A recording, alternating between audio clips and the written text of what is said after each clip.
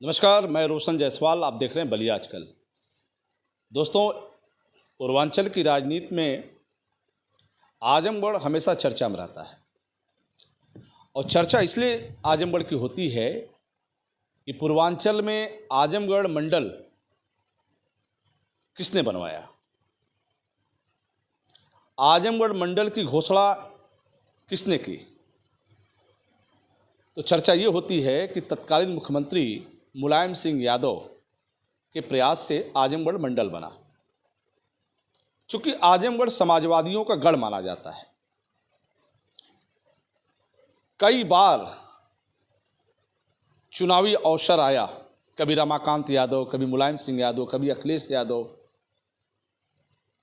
इसके पहले भी कई सांसद आजमगढ़ से हुए।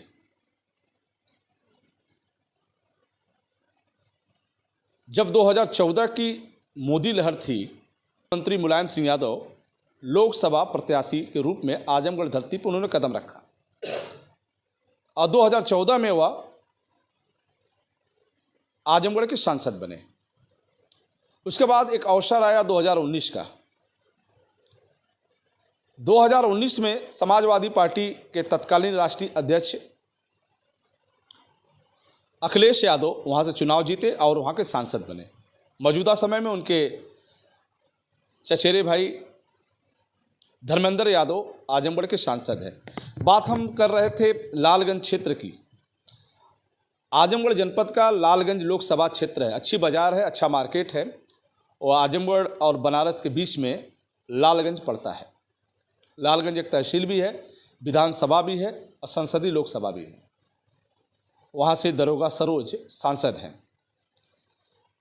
लालगंज क्षेत्र में एक निजी हॉस्पिटल का उद्घाटन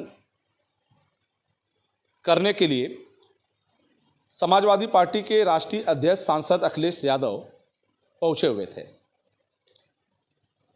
पूर्वांचल के कई जगहों के सांसद भी अखिलेश यादव के साथ देखे गए। वहीं समाजवादी पार्टी के राष्ट्रीय सचिव अवलेश सिंह भी अपने साथियों के साथ, अपने लोगों के साथ राष्ट्रीय अध्यक्ष अखिलेश यादव के स्वागत वेलकम में देखे गए।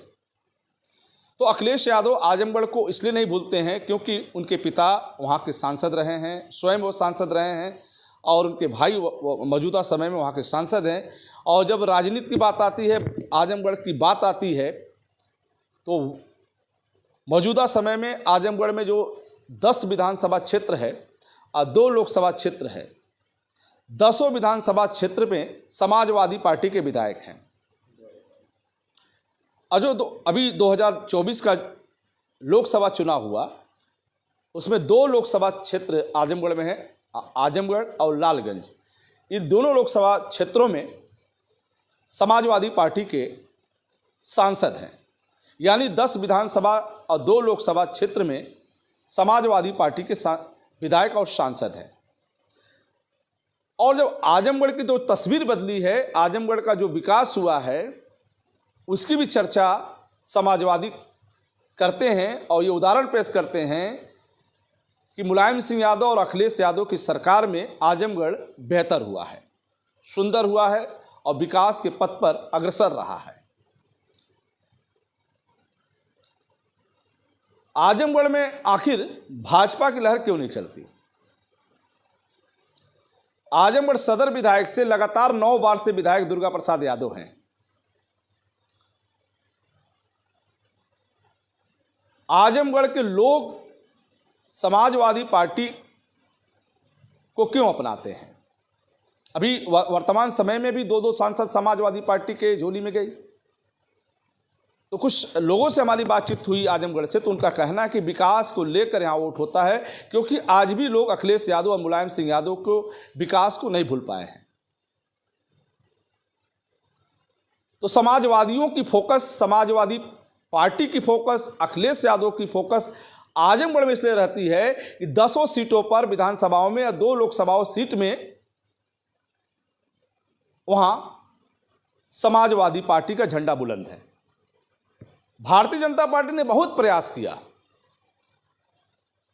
मध्य प्रदेश के मुख्यमंत्री मोहन यादव को वहां भेजा, उसके पीछे ये चर्चा होती रही कि समाजवादियों के गढ़ में यादव बिरादरी को भारतीय जनता पार्टी अपने पक्ष में कैसे ले, इसको लेकर मुख्यमंत्री मध्य प्रदेश मोहन यादव वहाँ आए, लेकिन उनका भी जादू नहीं चला। बहुत कोशिश भारतीय जनता पार्टी की तरफ से हुई, बड़ी रैलियां हुई, बड़े सम्मेलन हुआ, सब कुछ हुआ। स्वयं मुख्यमंत्री मध्य प्रदेश मोहन यादव उस संसदीय क्षेत्र में लगे रहे, इसके बावजूद रिजल्ट भाजपा के पक्ष में नहीं रहा, बल्कि समाजवादी पार्टी की झोली में दोनों सीटें चली गईं। तो वर्तमान समय में हम आपको वीडियो दिखा रहे हैं, ये समाजवादी पार्टी के राष्ट्रीय अध्यक्ष अखिलेश यादव लालगंज क्षेत्र के एक प्राइवेट हॉस्पिटल के उद्घाटन के अवसर पर हैं, जहां राजू राय घोसी के सांसद देखे जा रहे हैं, गाजीपुर के ओम प्रकाश सिंह देखे जा रहे हैं जो समाजवादी पार्टी के नेता हैं, और धर्मेंद्र यादव जो आजमगढ़ के सांसद हैं, और अवलेश कुमार सिंह जो समाजवादी पार्टी के राष्ट्रीय सचिव हैं, सहित पूर्व मंत्री बलराम यादव भी देखे जा रहे हैं, बड़े नेता देखे जा रहे हैं। जो चर्चा है कि समाजवादी पार्टी के प्रवक्ता के प्राइवेट हॉस्पिटल के उद्घाटन के अवसर पर अखिलेश यादव आज आजमगढ़ में थे।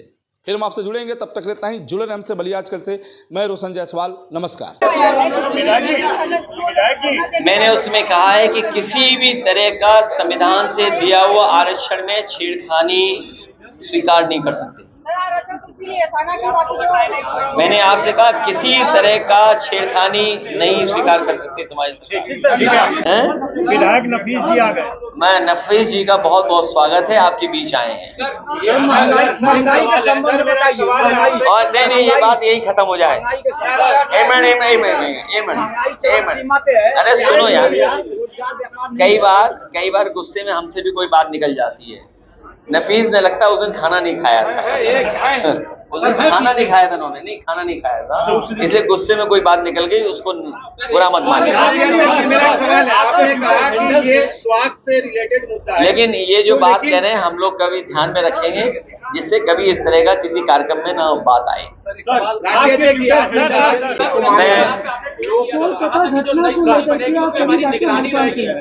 जो हमारे साथी पूछ रहे हैं, अगर एक एक करके पूछोगे तो सबका जवाब दे दूंगा मैं।